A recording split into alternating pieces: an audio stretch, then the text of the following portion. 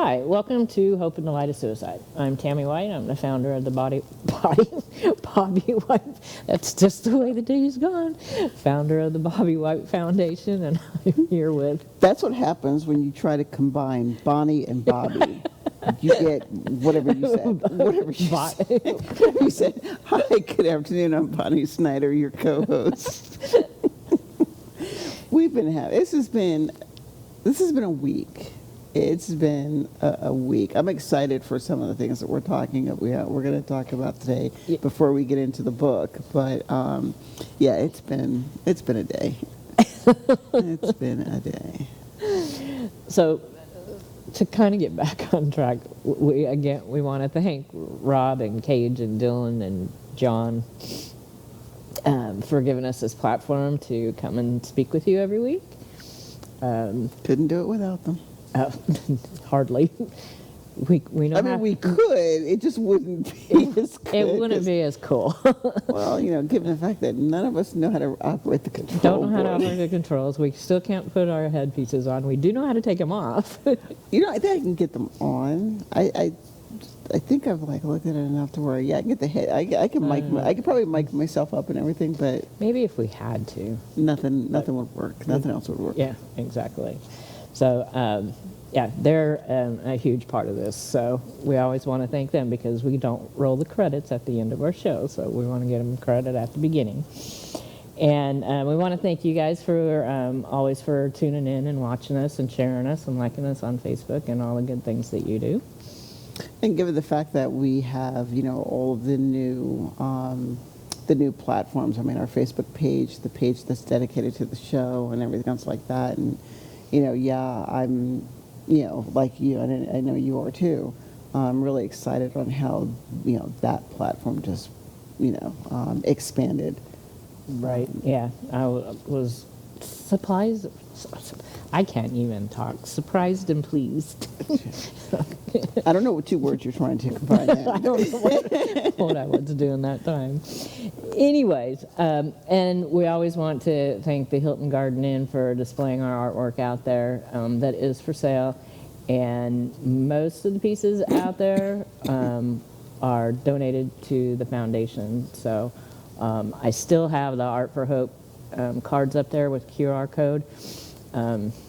I don't have it really linked to the website very well, but if you like something, you can always email or call me at the foundation and we can get you squared away. But it's a good place to view a bunch of the different artwork, both Florida art type artwork and some really cool abstract artwork. And we got our t-shirts, so you can always help support us with our t-shirts. The t-shirts are amazing, just saying. Yeah. They're just amazing. We have, the crew neck for, or our men's style. And then we have our V-neck or the women's style, which is more the women's cut, in both designs. Our original logo and then the logo that tends to mirror the show. Right. A little more. And that QR code will take you right to the t-shirt page. You can also do Amazon Smile. Somebody did not silence her phone today. Sorry about that, folks. You have other ways that you can support us. If you're an Amazon shopper, you have the smile.amazon.com that you can use and doesn't cost you anything else. And we got another way that I want to say it might be just a this month kind of thing. For those of y'all that are on Facebook. Oh, that's right. Yeah, because you put a heart to it. One of your co-hosts has a birthday tomorrow, and she just happened to put on her Facebook page. For those of y'all who do Facebook, mind you. For your birthday, you can donate to this particular charity. so it's up there, and I don't do. Yeah, I'm going to disclose it's my birthday tomorrow. I think we kind of figured that out. It's your birthday. Mine's in the summertime. But yeah, I mean, I stopped over the years, like really like celebrating my birthday. Like my birthday used to be an all-out event only because my children planned these all-out events. Like a couple of years ago, my oldest son, drove in from Kansas to surprise me for my birthday. I didn't know that he was coming, but Patrick and Jean, Pat, and of course we know who Pat is, and Jean, my daughter, the three of them got together and plotted, this is when I'm going to get here. And I just remember, and like I said, I may have said this one time before, but the only difference, one of the main differences between Carl and Patrick is, Carl is a little bulkier, and he has, the longer, like his dreadlocks back in the day. And Patrick, it was always, very, clean, short, shorter, preferred the shorter haircut, and he's very manicured, mustache and beard, where, Carl's more, the bush. Mm-hmm. So, I used to tell people, I said, if you take 40 pounds off of Carl or you add 40 pounds to Patrick, I would have twins. But anyway, just remember waking up and, here's, I'm looking, trying to figure out why I'm seeing doubles. Like, guys, why are you doing this to me? I have really bad eyesight. I have bad eyesight to begin with. But anyway, long story short, they had come together. I was like, okay, Mom, we're going to do a complete birthday week.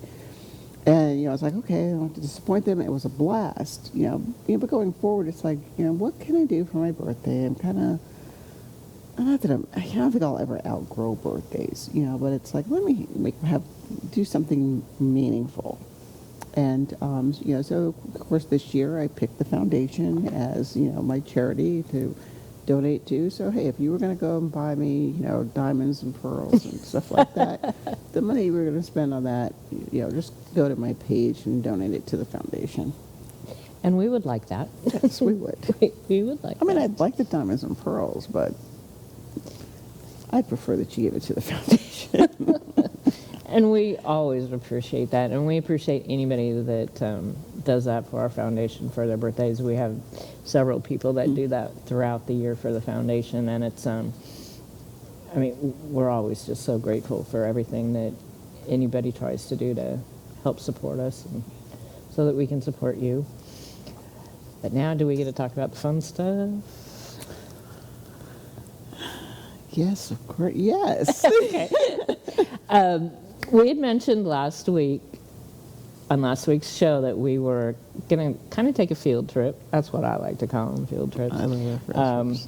And it was really kind of funny because we had mentioned, I think I had made the comment as something about how Greif was going to be exciting. And so anyways, we took our field trip, and we went to this Greif seminar Wednesday night that was at North Bay Community Church in Clearwater. And it was given by probably one of our most favorite Greif. There he is. Dr. Ellen Wolfelt. He did a free Greif seminar, and, he was just so awesome. He was. I mean, as many of you guys, that have been with us since the beginning of the show, we, featured a couple of his books in the very, when we first started this. This was the first one. And I think, I looked back, and I think, I tried to narrow it down. I think we began this book around episode 7. Yeah, I said it was early. It was early in the show. But yeah, he... this was my takeaway from that seminar is, here you are, attending a seminar from someone who is, considered one of the experts in the field. Mm-hmm. And, he's, published, best-selling author, a couple of times over, has the center, in Colorado, and just, has traveled the world with, these seminars and his knowledge, about grief. And, sometimes when I go to these things, I think of, the speakers like, oh, they're going to be like totally unapproachable and, I'm up here and you guys are down here. And I remember when the individual who, was the head of the organization that sponsored it, and what was it, the Curlew Hills Memorial Gardens. Right. Yeah, they sponsored it. He was like, the seminar was, started at 7 and ended at 9. But anyway, they were like, we're going to take a break in the middle. And they said, feel free to come up and talk to him. And, you will find that he's very personable. And, like, okay. So, of course, Tammy and I were sitting back. We're sitting next to each other. And it's like, I hope we get to talk to him. I really hope we get to talk to him. And so at the break, we walked up to him and, we talked about how, we were honored to be there at the seminar. And, we told him about the show and that we used his book. And he was like, oh, my gosh, thank you very much. I'm glad that you guys are, using my book or you found the book useful. And, so it was a very nice conversation. It's almost like I was talking to, like, he was, like, we're having a conversation now. Exactly, yeah. And, we asked him, we said, hey, would you consider coming on the show? And, he was like, I think he was open to it. Yeah, he did. He, was like, he took our card, the card for the show. He gave us his card. And I posted, I love the back of his card, because his card is big, and I don't remember if I gave that to Rob or not. I think I posted it on the Facebook. No, I didn't. It's on our Facebook page. I took a picture of the back of the card, and it's a little blurb from one of his books. And, the other thing, too, what I liked is when we went into the second half of the seminar, and he was talking about, how people deal with grief and, like, making, I'm going to paraphrase here for a moment, but it's like understanding, the process and, doing things that matter. And, one of the things he said, he turns around and he looked at you and I and said, you two get it. Yeah. Like it's what you guys are doing. That's, that's what I'm talking about. And I'm sitting there and I was like, oh my gosh. And then the other thing that I loved is when he said, there is no such thing as closure. That's my favorite part. The only thing you, when he made the comment, the only thing you close are windows and doors. I was like, oh, we looked at each other. It was like, oh my god. And then he, I just remember him, looking over in a direction, and I just, remember like mouthing to him, thank you. And, he was like, you two get it. You guys get it. Yeah, it was really cool because as he went on for the second half, after talking to us, he really referenced us and our cause, which was really, it was cool. It just shows he listened, and he understood what we were doing, and I liked it too when he started talking about suicide. And one of the things, we were sitting in the front row. And he said we were his A students because we were in the front row. Exactly. I was just going to do that too. He was like, my star pupils. So, and that was before the seminar even started. Yeah. Like when he first walked in and he was like, 2 people sitting in the front row, my star pupils. And so he got to his part where he was talking about suicide and suicide grief. And he went into, saying we don't say committed suicide anymore. We say died by suicide. And he was looking right at us, and we both just said thank you and clapped. Yes, yeah. It was, and he elaborated on that a lot, and it was just a really neat experience. And if he has written tons of books on grief. And you can order them directly from his bookstore. You can also get them on Amazon. I don't know if all of them are on Amazon or not, but some of his books are like grief specific. And he has a center in Fort Collins, Colorado, called the Center for Loss and Life Transitions. And I'll put the I haven't done it yet, but in the comments when the show airs, I'll put the website on there. It's the centerforloss.com, and you can order, like I said, you can order his books there, or some of these you can get off Amazon, but go to smile.amazon.com to get. And I think for me, for my copy, I will. Yeah, you remember to bring yours. I will treasure. I mean, if my book, my copy of the book meant something to me before, it really means something now because he signed my book. I was like, I looked at him and I said, will you sign my book for me? And he was like, absolutely, and. I didn't think to send, Rob a picture of, where he signed the book. I know I have a copy of it somewhere. I mean, I know I have a photo of it on my phone because I pasted it to, put it on my page. But the fact that he signed the, my book. I know. I was so. I don't get my book. I was so tempted. I almost, because I had two of the books in my bag, and I was going to bring them both. And I was like, I can't ask him to sign both of these. Had I been thinking, I would have if I would have brought both of mine. Well, of course, hindsight being 2020, what I would have done is had him sign both and said, "Okay, Tammy, give me your copy of this book, and because this one is signed for you, and then I'll take trade. Give me your unsigned copy." I might have to. That would have been cool, but oh well, it'll all work out because. I did look up. There's a seminar that I've wanted to go out to his center to take, and it is for suicide loss survivors, and it's kind of twofold. It's to what is the term that he used?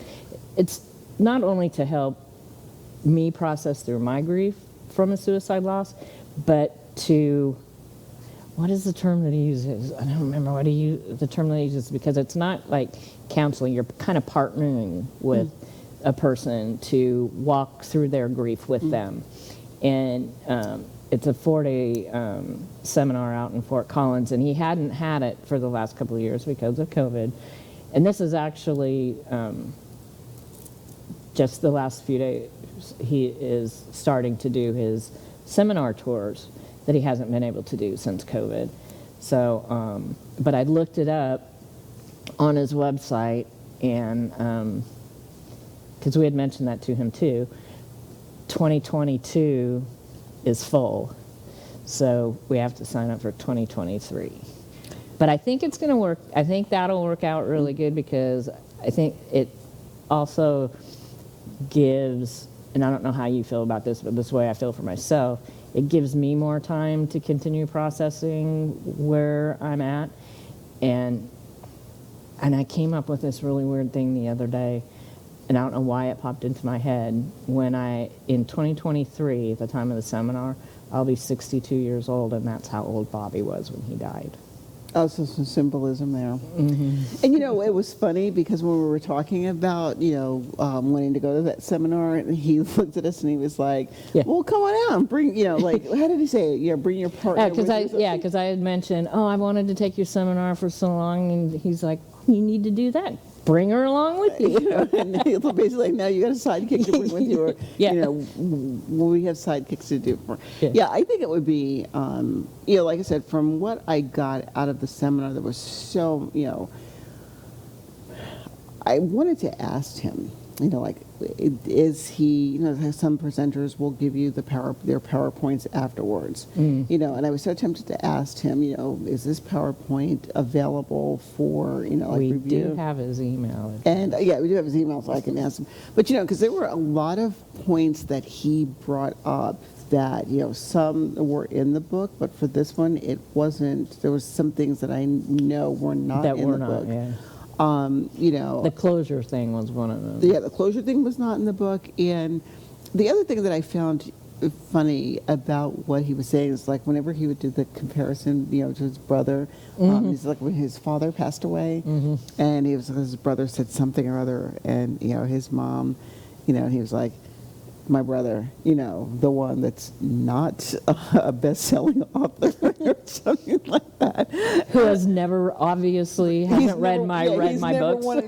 He's never written one of my best-selling books, But, and again, the way he said it, it was not, like, he wasn't saying it in a way that, Not in an arrogance. he was, thank you, that's the perfect no, word. it wasn't. It was Not no at all. arrogance. I mean, he, Not like I at said, all. very, very, down to earth. Like some seminars you go and you're like, Oh, is yeah. it over yet? This was not one No. of them. This was, it was edge of my seat, kept me, I was He kept so you engaged, yeah. because he, in addition to, it was just kind of like what I liked his style because I know me when I'm doing my work, I'll have a PowerPoint up or a lesson plan. At the same time, being able to infuse, personal experiences in it, because it makes it more credible. Well, it makes it more real, and people can relate more Right. to it. They can, even though your situation may be a bit different, it's still relatable. But yeah, it was funny when he was teasing on his brother with.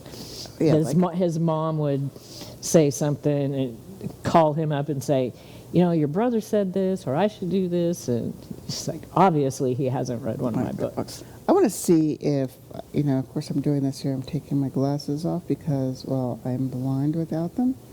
There it is.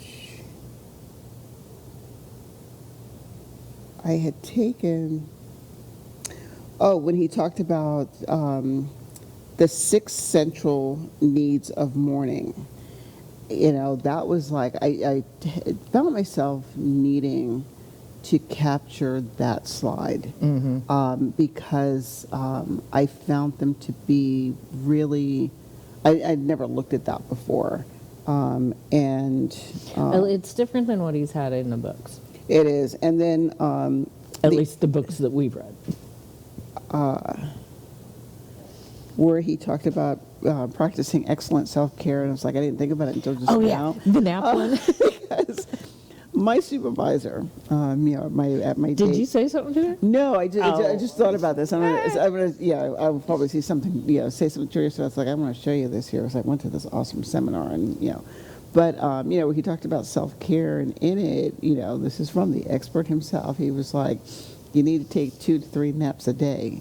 And I'm looking at this, and I was like, I'm not a nap I don't take naps.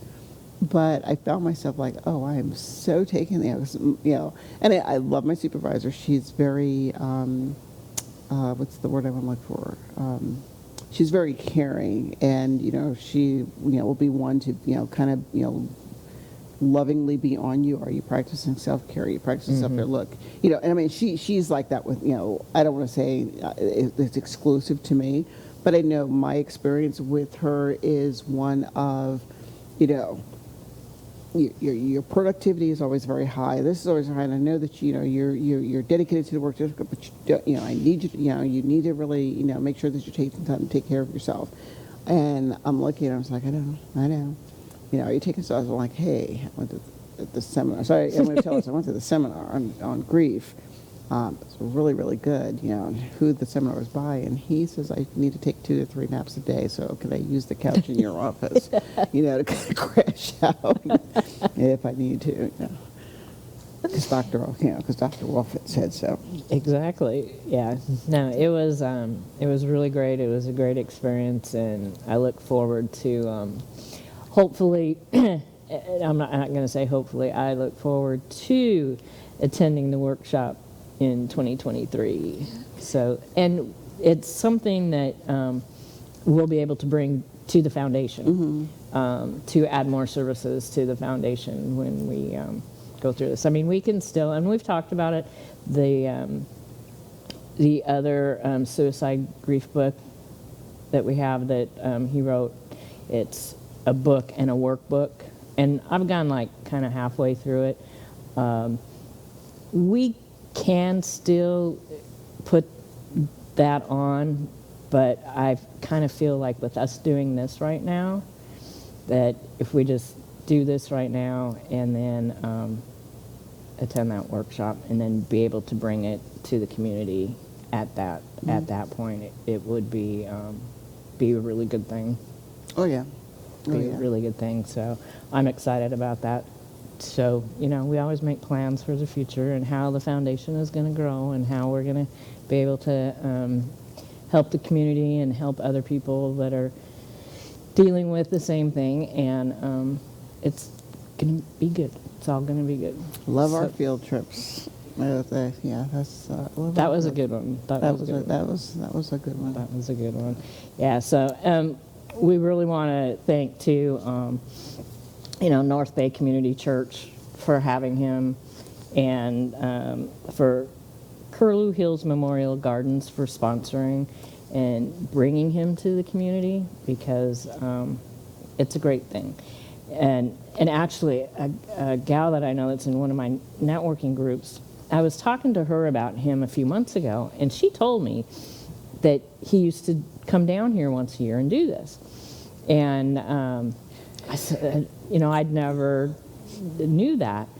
And when I got home that night after dropping you off, I had a text from her, and she had a link to this. And she goes, I hope you were able to go, because I hadn't spoken to her in a while. And so I was able to text her back. I just got home from the seminar. And I think I heard him say, this was another one of the things that he said during the seminar, about, he says, it's nice to be, out and about again and doing these, seminars in person. What did he say? His wife, he's been married to his wife for, 40 years, I think it is, something like that. Yeah, 30-some years, yeah. Something like that. But anyway, it's like almost, a while. 40, But anyway, what did he say? His wife looked at him and says, isn't it time for you to get back on the road again? Yeah. Isn't it time for you to get out again? Like, you haven't been done seminars in a while. It's time for you to go. And, he was like, I love my wife, he goes, I think this is one of the things that keeps our marriage going. I was like, I'm gone. I go and do seminars, and I come back, and, she likes me, but then I leave again, and, all is good with the world. And I know, he was, joking, kind of, but not.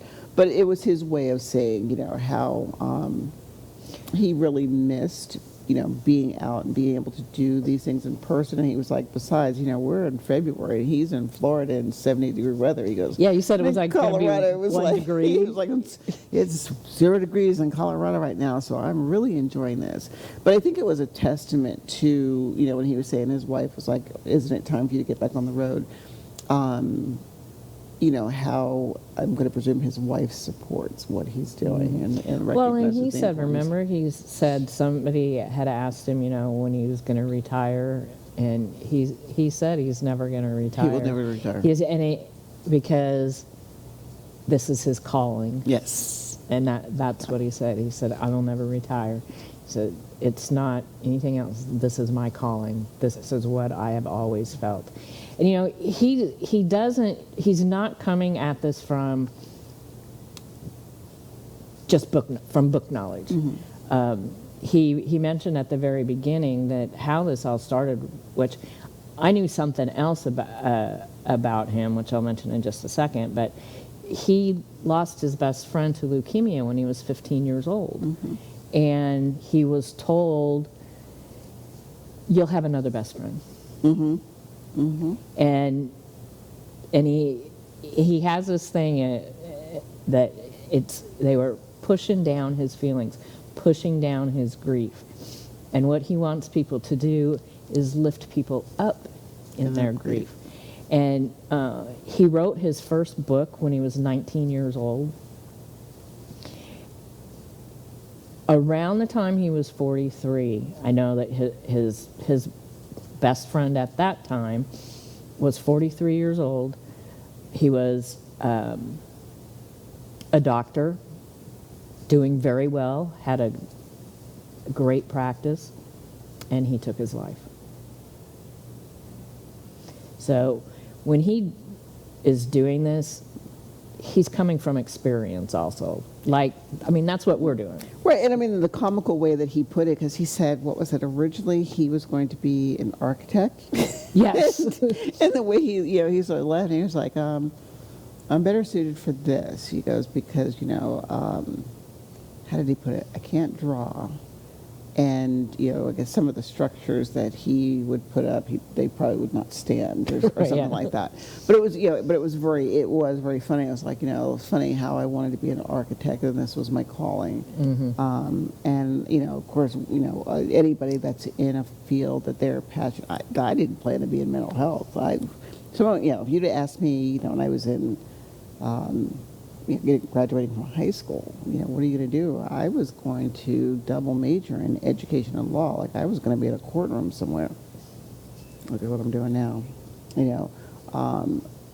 But when when he was like, this is my calling, like I intended to do this, but I'm doing this. It's kind of where, I sat back, I was like, I had not considered doing this, being in mental health. But then as I sit back and I look at, of course, he's, a little more, I should say a little more, he's a lot more expert than I am. But yeah, when you look at, life experiences and how they guide you to what you're doing, and that becomes your passion. It's like I didn't think that I was going to end up where I ended up, but here I am, and I wouldn't change the path.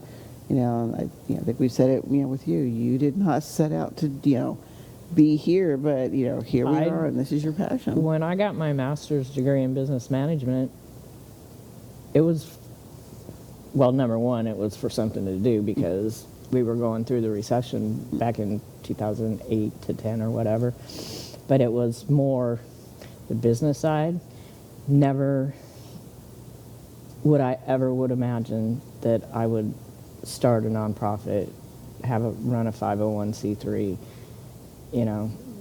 be doing what I'm doing now. Of course, nobody would really choose it, but it's what comes out of it. Oh yeah. It does, and it's just a natural kind of process for some people, And he started really young, but I'd certainly recommend going to his website, checking out the books that he has. Like I said, he's got specific books. Yeah, Oh, there. there, Rob's yeah. pulled up the website there. Go to what is it, bookstore on there. Yeah, and see, there's different, subject matters. He's got everything broken down. I mean, he has so many books that he has written, and I think that they'd be any of them would be very helpful for whatever type of grief you're dealing with. Oh yeah. I know that, I've, and we've gone through several books on grief.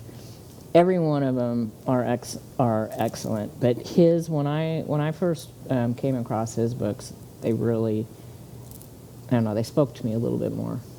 Well, the other thing too, when you're talking about his books, and it's watching, as Rob was scanning, or scrolling through the website and the bookstore, it made me think of, something else he said as he was talking grief and loss, when he talked about people who have lost their pets. Mm-hmm. And he has a book and for them. right. I looked at it, it's like he has a book specifically for, people. Mm-hmm. And it made me think of a good friend of mine. She and I completed our masters together.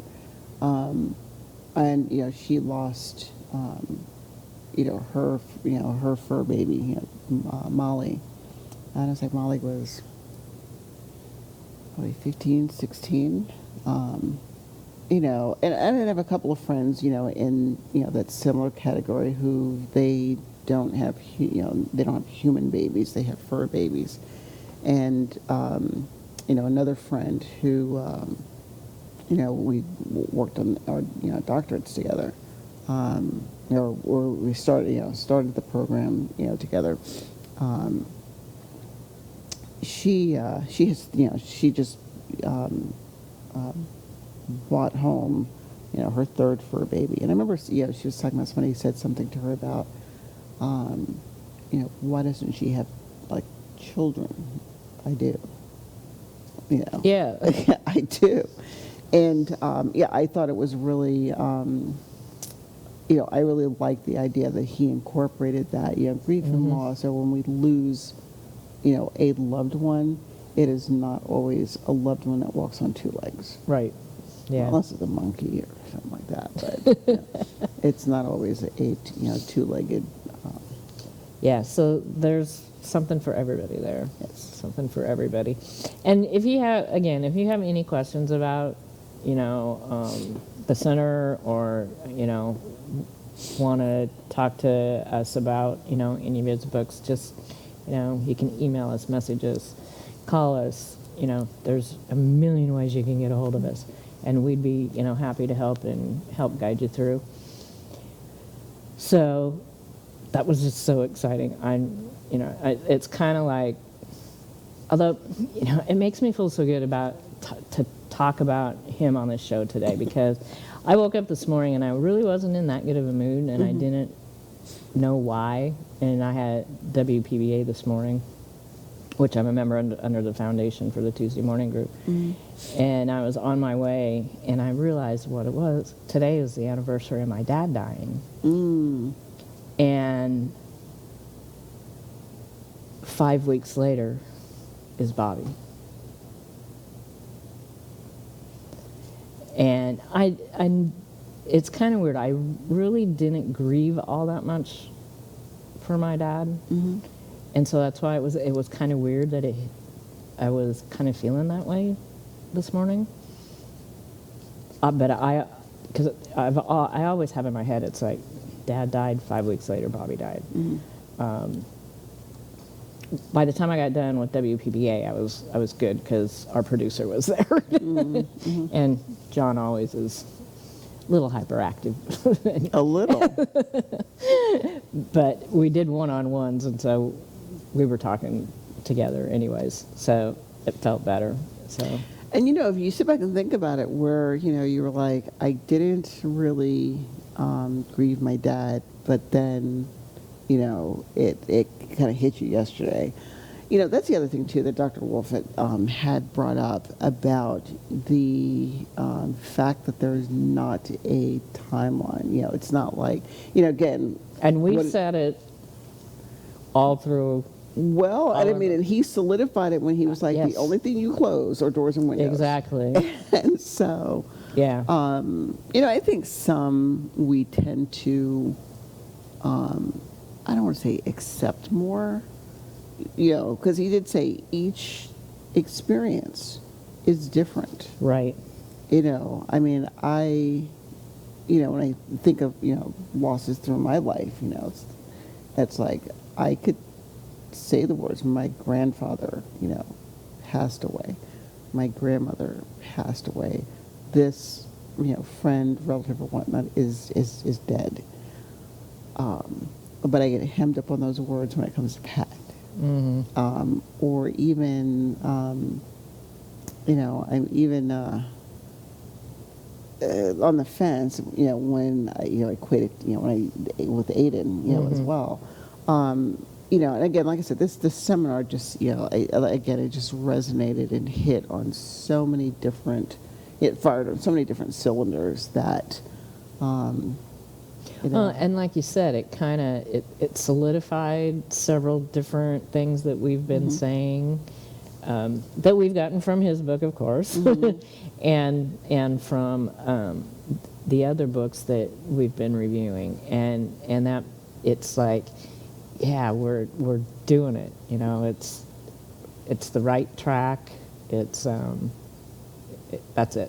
I love to me, I saw it as validation. Yeah. It's like, it's one thing to read it in a book. It's one thing to have a thought process in your head. For me, anyway, it takes it to a different, like the next level, to have somebody say it out loud and validate, like, what you're thinking. Again, it makes me think back, like, hey, Kira, that stuff I said to you was stupid. That was the dumbest stuff I ever said. And to hear someone say, correct, it was, I'm like, thank you. It's like, okay, I don't feel like dumb anymore. Right. But Well, and when we told him we, went through his book for our show, he was just like, "Thank you for continuing the message," and it was like, "Yay!" That, Yeah, and that felt really good. That it was just like, that's what we're trying to do. well, it's one of the things that if I were in his shoes and someone walked up to me and said, "Thank you," hey, I used your book. I'm doing this show, and I used your book in a few of my episodes. Kind of highlighted the book. Listening to when he said that this work that he does has purpose and meaning, and to find out that someone is using his book, basically, I look at it as, wow, my work is not in vain. Right. It has touched somebody. They're taking that, whether you want to call it that seed that I planted, or they're taking my work and using it, for for a greater good. And, like I said, those moments where I wish I had, like took a picture of his face and we're like, we used your book in our show, because we're like, I wonder if is he gonna fuss at us for using his book? And it's not that we're plagiarizing. I mean, with any book that, we use, we're like, this is the book that we're using. Well, and when we're promoting each author, and just, his reaction was really, really sweet. It was, yeah. So, do we go to our book, the next book? What time? we've got some time. We can put, like 10 minutes into this. Interestingly, it's like we always look at it. So we're going to go through this book and devote, the vast majority of the hour to the book. It's almost like we should have just devoted this hour to the seminar. We didn't know that, or did we know that we were going to just, talk this long about it? We're not scripted. That's no one's true. going to yell at us. Well, we can continue.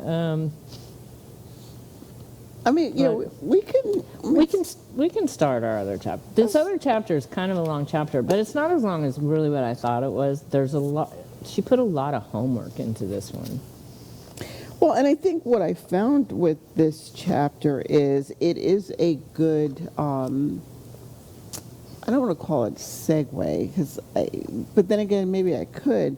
It's a good compliment. That's the better word that I would use to the seminar. Because it talks about exactly. rough roads ahead, where he says, where she says, I'm sorry, engaging with grief doesn't suddenly get easier. This is painful practice. This is work you're doing. None of this is easy. The challenge is to stay present in your heart, to your heart, and to your own deep self, even and especially when that self is in pain. And, when I read that, reading that on the heels of that, that seminar, it was like, oh my gosh, this makes, it's not that, to me, this would not have made sense on its own. However, to have two published authors, one, I'm not that familiar with her, but to have, arguably the expert in the field, say something, and then you read it again and you see it again. It's like, okay, you've got two people saying this. There's got to be, Well, I think it kind of helps you. I can't even think of the word. What's the? It helps you bring it into yourself a little bit more. Assimilate. It helps you. I think it helps you assimilate it a little bit more, because it's, yeah, okay, we heard it at this seminar. A few days later, okay, now we're reading this, and it's like, because, I mean, they're kind of saying the same thing, but in two different ways, and some people can hear it better one way than they can hear it in another way. I think the word I use in that is resonate. Yeah. You know, it's like, you know, to me, it's like hearing Dr. Wolfelt said, you're like, okay, he has a lot of credibility. Mm-hmm. He said that, so it must be true. And then having somebody else say it, and it's like, oh, and she's saying it too. And I doubt I doubt if these people, you know, if Dr. Wolfelt and Megan Devine, you know, who's I don't think they collaborated you know, with each other. well, I mean, I don't know But if they it, might. well, I mean, I wasn't looking at it in terms of a collaboration. It's like, do they even know one another? Right. You know, because I mean, sometimes, you know, you're like, oh, I know who he or she is. I've gone to a seminar, or oh, I know who he or she is. I've, you know, read a couple of their books. Mm-hmm.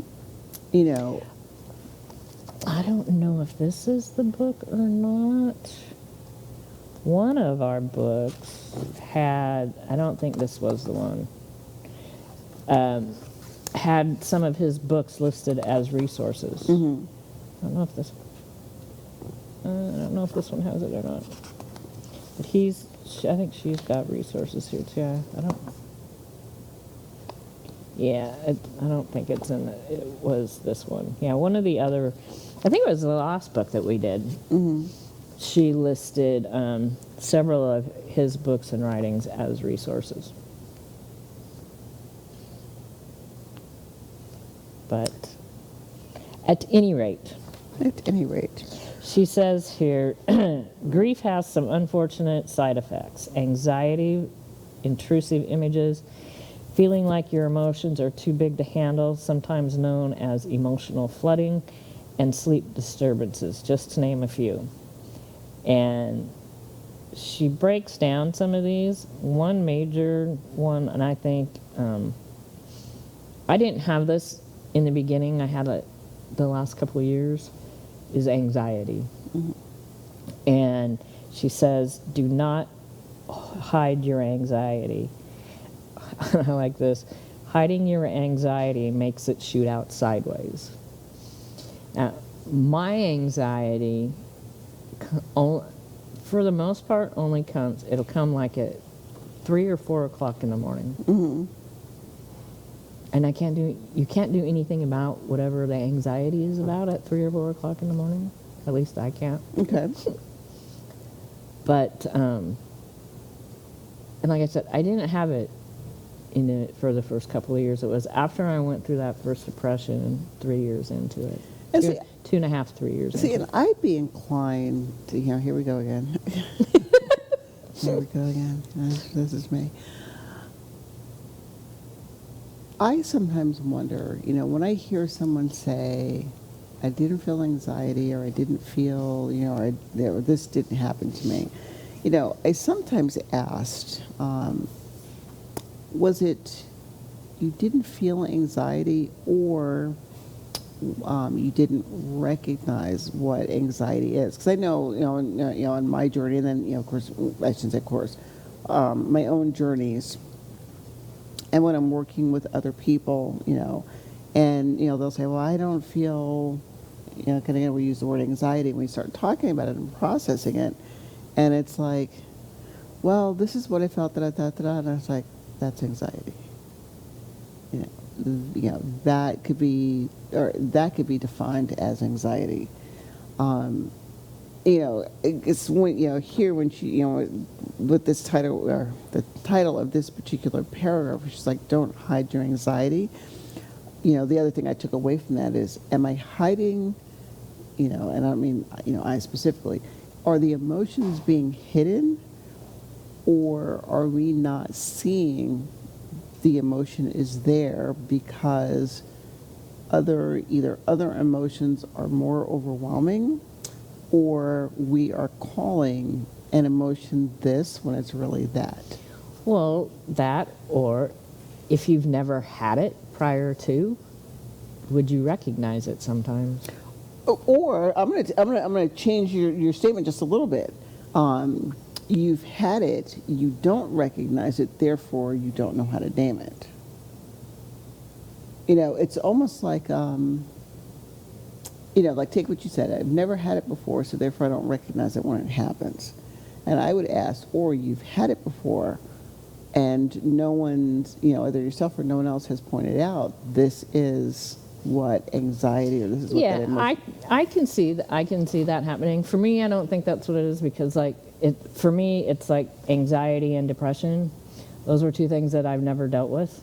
I mean, I've never had them per se in my life, even though I've gone through other traumatic events. But it wasn't until this one, and it wasn't right away, because I think you're in that fog and you're going through the motions. Well, I mean, I hear what you're saying. I'm not going to indulge you, but however, I am going to say the issue that I run across with people when we're talking about, processing emotions, especially the negative ones, is one's interpretation. Mm-hmm. So like when I hear you say, this is not turning into a therapy session, mind you. When I hear you say, I've never experienced depression before until this, and I'm like, okay, you might not have experienced a deep depression like you did, before, the death of Michael or the death of Bobby. However, it's like the same thing like I do with anger, when it's like you have this umbrella, and I shouldn't say it's not my theory, it's somebody else's, and I just love it.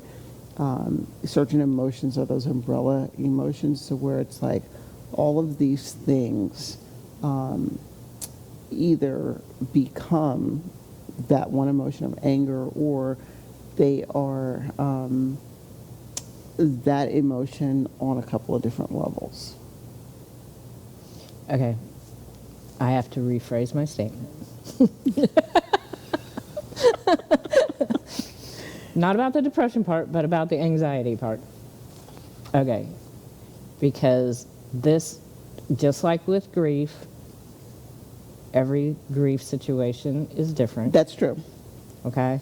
So with my anxiety, because I hadn't had it in so long, this anxiety is much different than what I've ever had in the past. Oh, and I agree with you 100%. So now when you said that, and I'm sitting here thinking, I'm like, oh no, wait a minute, that's not true. There were times, and then I remember the times. So it's just, and it manifested each time. Has manifested itself differently. Exactly. Because I think, again, going back to anxiety, you ride a roller coaster for the first time. I love roller coasters. And, you get that, like, oh, I can't wait to get on this roller coaster. And people are like, well, is that excitement or whatnot? I was like, well, yeah, it's excitement. There's a smidge of anxiety mixed up in there, because especially if it's something that you've never experienced before. Right. What is this going to be like? But anyway, we got off on a tangent there, and all right, and we go down these rabbit holes. We go down these rabbit holes. But I think we'll probably wrap up this chapter here, because I think to try and get into it is not going to do the chapter like a whole lot of justice. No, we'll get into it more next week, and I'm also. She doesn't have anything. There's nothing on the website workbook for this chapter, but there is for the next chapter. But I'm going to go ahead and put the link in the comments on the Facebook page to the site to get to the resources, so that just in case you have the book or you still want to get the book, you can use that QR code right there, and it'll take you right to Amazon to purchase the book, and then you can go through it with us, and you'll have the links. The link is in the book, but I'm gonna put it on there anyways. I think it's important, what she says, regardless of what the emotion is, And I'm sure we'll end picking up there where she says, show it some respect. Show your emotions respect. Acknowledge that they are there. Dr. Wolfelt said it, at the seminar. So many times people tell you to, shelve the emotions or don't feel like that. You got to have closure. No, we And learned that's only for doors and windows. That's only for doors and windows. So we want you to remember to put the national prevention hotlines in your phone. If Rob can pull those up for us. There's help out there. If you know anybody that's struggling, that's a quick way to get to people in this summer. That 800 number is going to be changed to a 3-digit number, 988, and as soon as we have the date, we'll be letting everybody know. And we have a PAR positive quote for this week. You want to read it? Perhaps they are not the stars in the sky, but rather openings where loved ones shine down to let us know they are happy.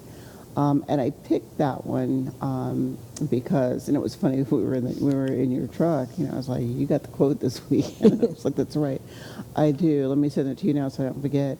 But I thought it was a good reminder, to let us know that our loved ones are gone, but they're still always, with us, and they're always smiling down. Look up at the sky and look at the stars.